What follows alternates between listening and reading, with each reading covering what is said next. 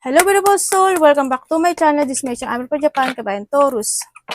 This reading is for you. Tingnan natin ang iyong 8 to 14 of June. Maraming salamat muna sa mga subscriber, new subscriber, cross-watcher, at sa mga bagong pasok dyan. Welcome na welcome kayo sa bahay ni Ate Aimee.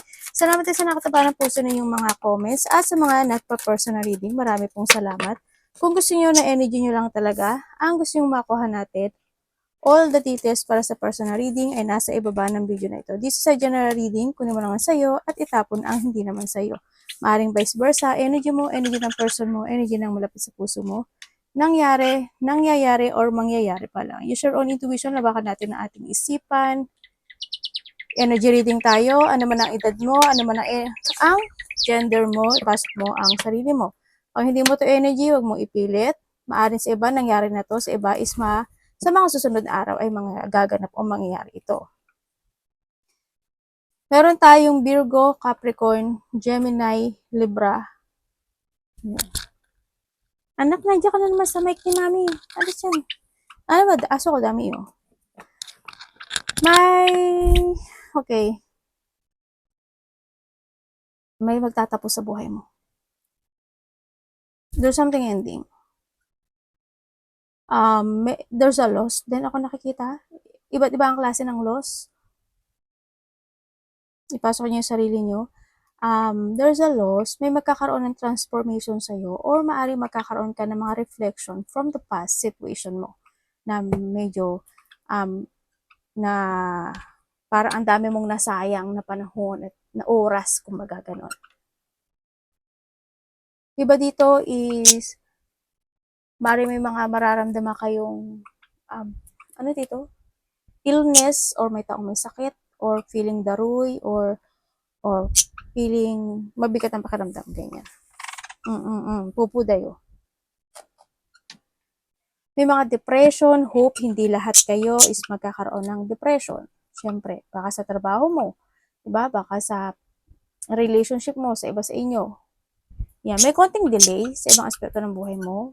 May mga delay or may mga sitwasyon na magkakaroon ng challenge sa inyo. Yung iba sa inyo, siguro you are in a networking or sa maraming tao, public servant, YouTube, TikTok, Reels, kung ano man meron kang networking, social media, mga ganyan.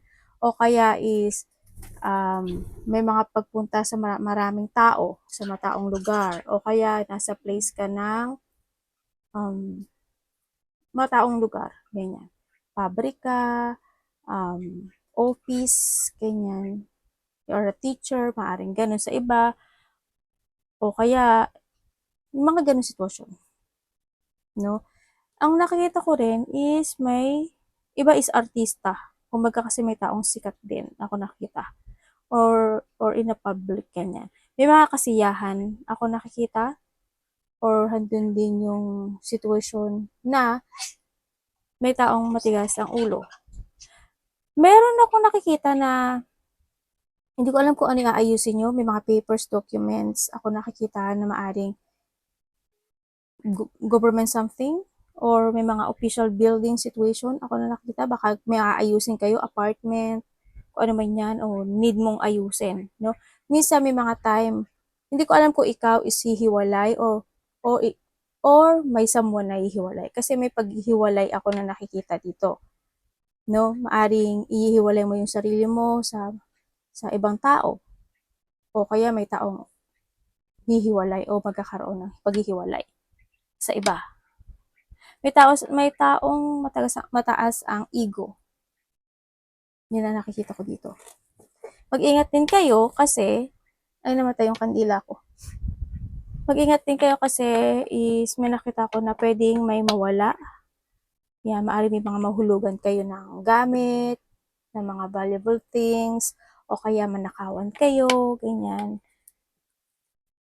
Ingat lang din, may mga tao na, may pagnanakaw kasi. May mga tao na, or maybe there's a disease din, ako nakikita. Mag-ingat kayo sa, may pagpipintas Maaring may tao magpipintas sa'yo, pipintasan kanya, or ikaw may tao ka pipintasan.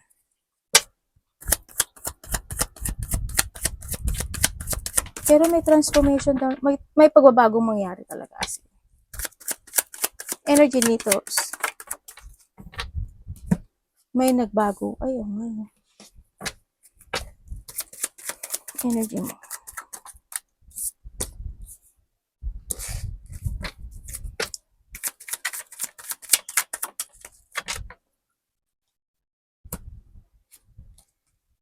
Uy, ang energy mo ngayon is, ang nakikita ko sa ito, you're feeling new. Ganyan.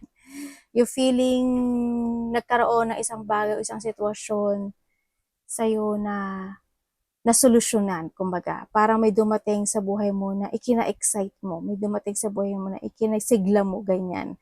No? Kumbaga, siguro may mga wish come true ka o may hiniling ka na dumating sa'yo, no? Kumbaga, you feel stable this time sa nakikita ko dito. Andun din yung sitwasyon na maaring nagkaroon ng new beginning or nagkaroon ng teamwork or harmony with someone. No? Ako nakikita dito. Or maari naman, andun talaga yung wish come true mo, may hiniling ka na sana is ganito, sana is ganyan. Kaya nakita ko sa'yo dito is more on fresh, no? There's a fresh start situation sa buhay mo at feeling excitement and feeling blessed, ganyan. Yun, nagkaroon ng solution sa isang problema na naganap o nangyari in the past, maaring ganun sa iba, no? Yun na nakikita ko dito. Nagkaroon na ano, as in teamwork, ganyan. Nagkaroon ng pagkakasundo, mga ganyan. Tingnan natin ang parating sa'yo.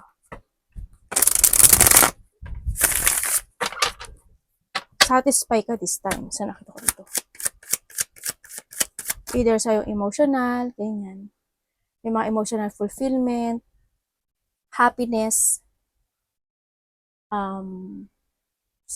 kumbaga hindi yung satisfaction o satisfy na kung ano yung meron ka. Yan. Yun nakikita ko sa'yo.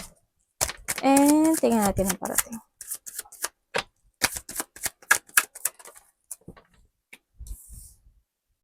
Bakit? Ano yun? Ano pong ibig nyo sabihin?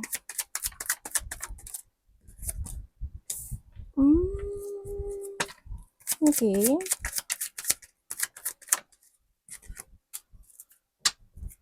Ano po to, universe? Parating sa'yo, worry nyo ka. Also, tama, 3 of Wands. The King of Swords. Okay. Parating sa'yo, merong tao, ikaw or siya ha, merong tao makikipag-usap sa'yo. No?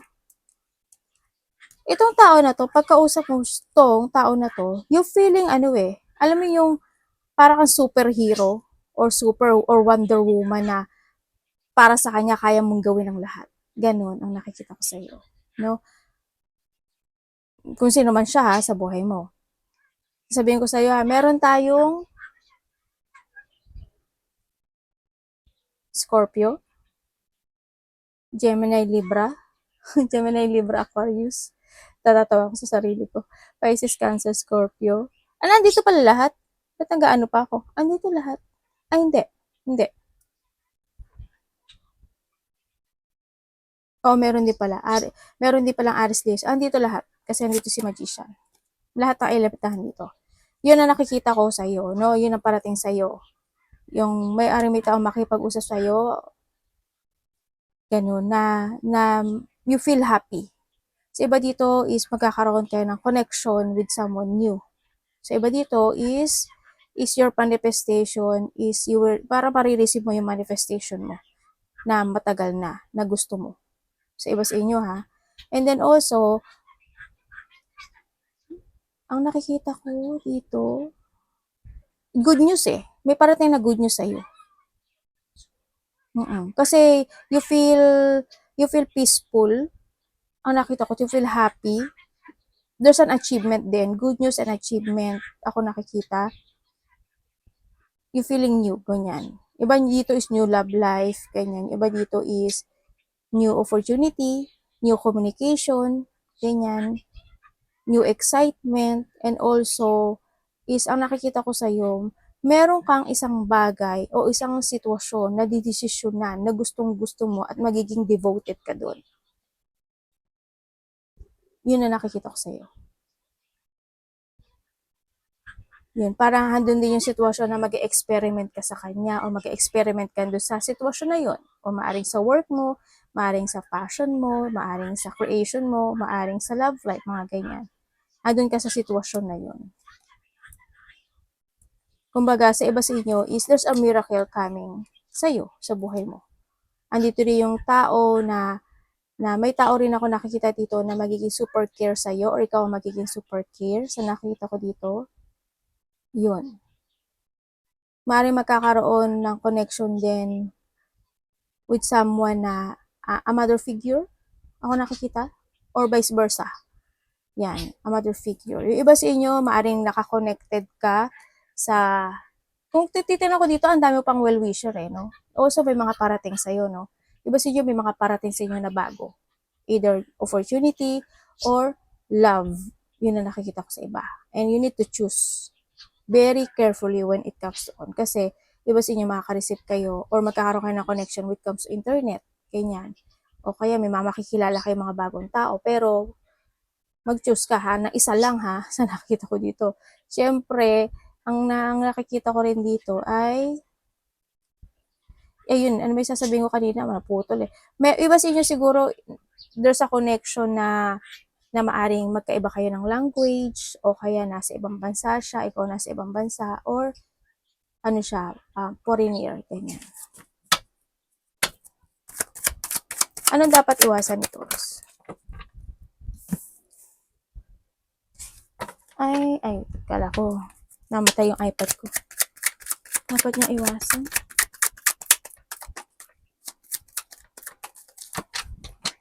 Ayun, nakita ko na, ang dapat iwasan mo. Okay, Taurus. Ang dapat mo daw iwasan.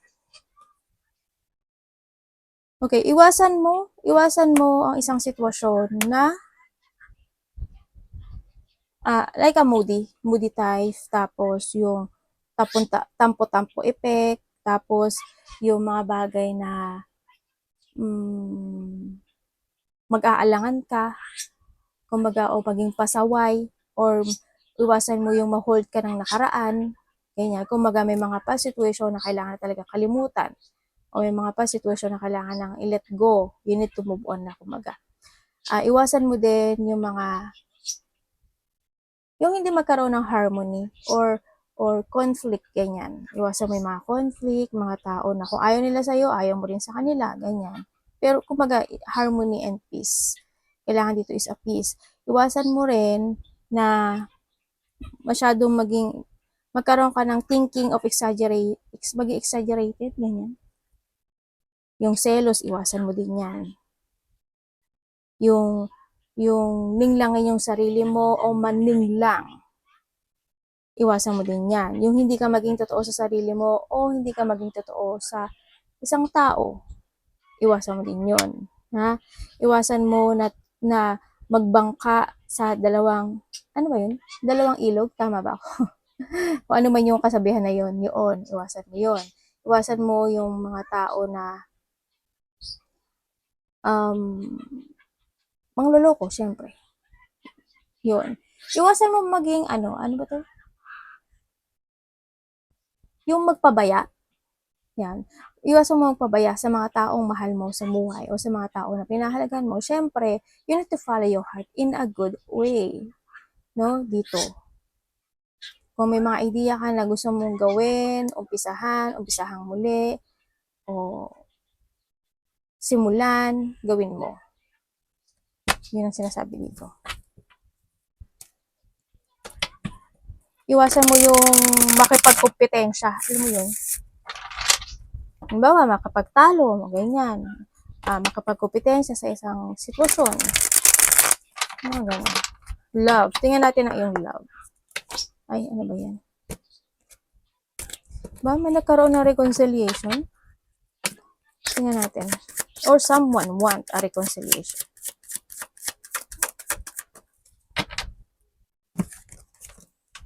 Okay, love.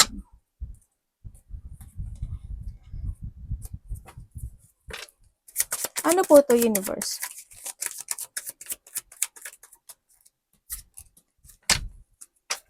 Ano po yan? Ano po mangyari?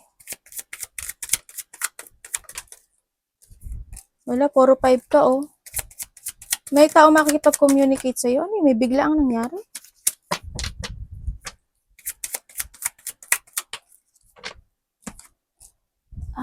Okay.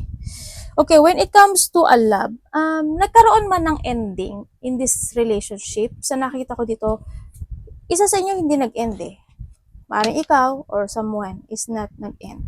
No? Nandito yung sitwasyon na nagkaroon ng mga panghihinayang, nagkaroon ng sadness, they feeling alone, they feeling abandoned, or ando yung sitwasyon talaga na nagkaroon ng yung parang iniwan ka sa ere, no? Nung mga time na yon, no? Maari ikaw or siya is hindi pa talaga totally nakaka-move on. At itong tao na to, ang nakikita ko dito is still interested sa sayo. Kaya maari magkakaroon ng communication ito sa iyo. No? Maari iba dito is nagkaroon na kayo ng communication kasi isa is hindi pa ready to ending a relationship. Nagkaroon na ano no? Hindi siya naging supportive sa iyo or ikaw hindi ka naging supportive sa kanya. Nagkaroon ng mga, kumbaga yung relationship na to nag-failed siya. Doon yung nagkaroon ng mga pangliling lang, pangloloko, naging disloyal ang isa sa inyo. Wala yung suporta, naging arrogante kumbaga yung isa rin sa nakikita ko dito. Pero nagkaroon naman ng pagsisisi, nagkaroon siya ng isolation dito sa sitwasyon na to, and sa ngayon, still curious siya sa'yo, no? Na maaaring magkakaroon siya ng communication, or maaaring iba sa inyo is nagkaroon na ng communication in a past month, a past week, or this time is magkakaroon siya ng communication sa'yo. Try ka nitong nasa isip, maaaring magkaiba kayo ng lugar o magkaiba kayo ng bansa nitong tao na to, no? Maaaring LDR sa iba. And itong tao na to is want to heal a relationship, no? Andito yung gusto niya uli ng new beginning sa iyo. Kumbaga, they still care. Iba dito ay maaring nagkaroon kasi ng pagbabago sa kanya. Gusto kanya kausapin this time. No? Baka sa iba sa inyo is nagkaroon kayo nagkausap na kayo, pero may pagkikita kayo. Kung hindi pa kayo nakikita, magkikita kayo. Kasi isa sa inyo is nagkaroon ng pagbabago dito. No? Andun yung sitwasyon na nagkaroon siya ng awakening dito at gusto kanya kausapin. Ayan. Gusto niya uling magkaroon ng connection nitong tao na to. O kayo is in a relationship nitong tao na to, hindi mo naman siya kayang i-end sa nakikita ko dito. Kahit na alam mo na may hindi nangyaring hindi maganda sa inyo, kasi minsan siguro hindi kanya nasusuportahan sa gusto mo, o kaya andun talaga yung pagiging nagliling lang siyang, nanloloko siya, mga ganun. Or minsan hindi talaga siya maaaring sarili niya lang din iniisip niya, di ba? Pero nakikita ko dito na ikaw or siya is hindi kanya kayang tapusin sa buhay niya.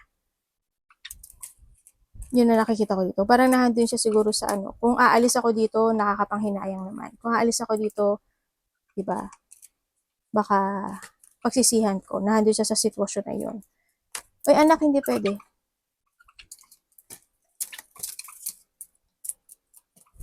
Pero handun yung takot to end this relationship sa isa sa inyo. Natatakot siyang magtapos ang inyong relationship sa magkaka-relasyon. So, iba dito, magkakaroon ka ng balikan eh. Ganyan. Pero nasa sa'yo na yun, no? Or vice versa. Gusto mo bang sabihin ko Scorpio, andito lahat eh. Taurus, Virgo, Capricorn, Leo, Pisces, Cancer, Scorpio, Aries, Leo, Sagittarius, kasi meron din ako dito ayun dito. Meron din dito Aquarius, andito lahat. As in, dito siya lahat. Sa iba sa inyo, may nakikita akong dental clinic. Hindi ko alam kung may magpapadental, ganyan, o kailangan na magpa-dental, mga ganun.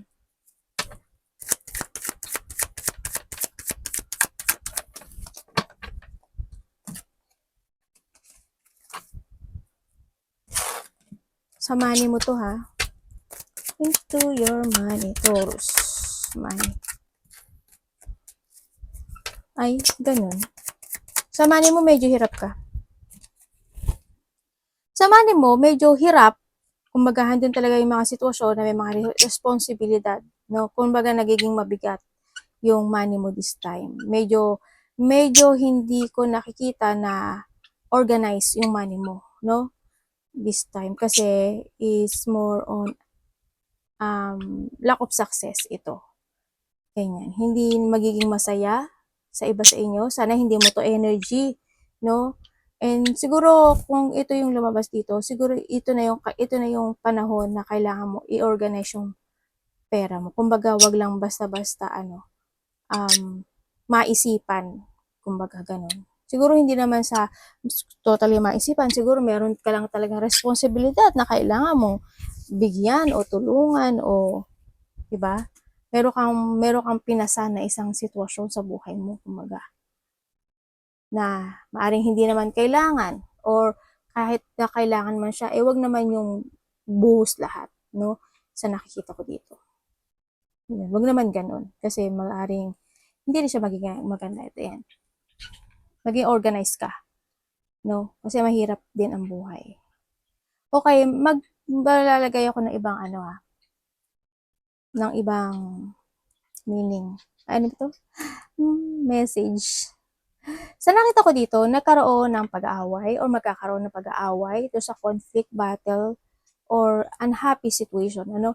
Sa nakita ko, may burden, problem, situation, nagkaroon ng naging, sa money mo hindi ka stable nagkaroon ng, may mga tao or may tao na hindi nag-fit sa iyo. Maaring sa kasama mo sa trabaho, kapatid mo, family mo, karelasyon mo, no? Nagkakaroon ng trouble or may gulo, kumbaga. No? Maaring may nag-aaway-aaway rin when it comes sa bahay, sa lupa, territorial, mga ganyan.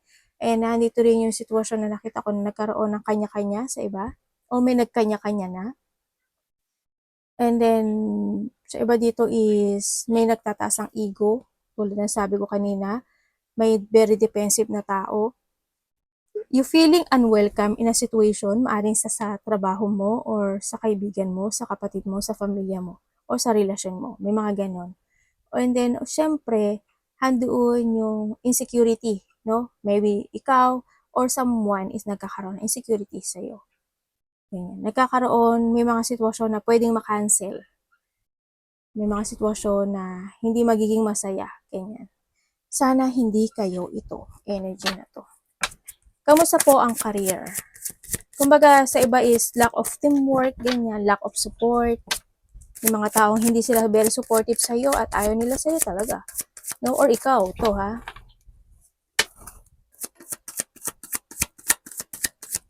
May unhappy family, unhappy relationship. Magulo, as in, magulo. Sana tapos na to sa inyo. In your career. Aray ko, anak? Alam mo sa career mo, if you are burned out or feeling drained sa career mo or hindi yung mga sitwasyon na ang daming matang nakatingin sa'yo, may offer naman sa'yo sa universe eh. You need to choose lang talaga kung gusto mo magbago ng place, ng trabaho, ganyan. Pero kung if you want to stay, okay lang din sa'yo, no? Pero dito, when it comes sa career mo, andun talaga may mga taong nakatingin at nakamatsyag sa'yo. May mga tao na nagalit sa'yo, syempre, dito, no? Andun na lang talaga siguro na ikaw, you accept mo na gusto mo ng peaceful o kumbaga dito na lang ako, admit ko na lang na ganito talaga sila. So, para may mga time na you want to quit, ganyan. May mga time na nagiging mahina ka at tatatalo ka nila. Kumbaga, alam mo yung minsan yung pananahimik, akala kasi nila mahina ka, di ba? Ganun. Hindi nila alam tinitingnan mo rin sila at minamatyagan mo rin sila, di ba? Yun. Kaya nakikita ko sa career mo o sa ano mo, may offer daw sa'yo sa universe. Pero nasa sa'yo na lang yun. No? You feeling stuck sa career mo or sa trabaho mo. You feeling bored, may mga dissatisfaction talaga, ganyan. ako nakikita sa'yo. Pero may mga tao naman na good sa'yo. Advice universe kay Taurus.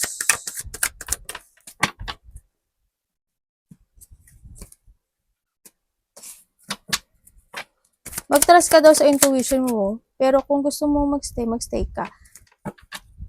Admit mo na lang na ganun na talaga ang life mo. Kumbaga nagkakaroon kasi ng mga taong sinungaling, sneaky, ganyan, tao na mga minamanipulate ka, mga ganun, mandraya, manduruga, mga ganun, mangliling lang.